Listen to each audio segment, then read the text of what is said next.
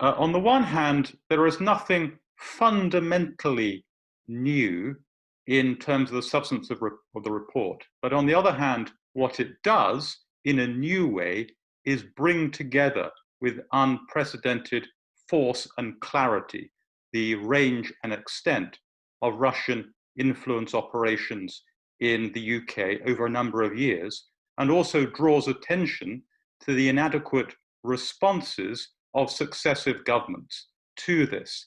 As the report says, the UK has taken its eye off the ball, and it also makes some important recommendations for how the government can do better in the future.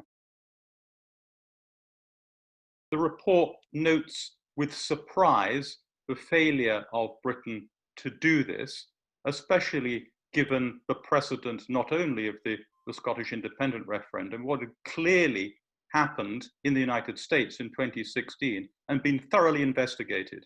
And one of the most important and probably the most controversial thing in the report, possibly the reason why it was delayed for so long, it's not to do with political donations, but rather its unambiguous and bipartisan call for a Mueller type inquiry into Russian influence operations in the Brexit referendum. Sowing divisions as part of it, but a divided and weaker Europe is also a specific policy outcome. And a Britain without Scotland, or an England and Wales, Northern Ireland without Scotland, would be weaker and smaller, literally and in other respects smaller.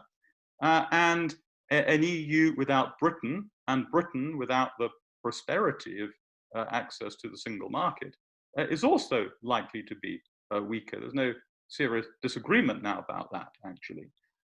So yeah, no, it's both. But outcomes that make the West less confident, less prosperous, and less united are things that any adversary, including Russia, not only Russia, would want.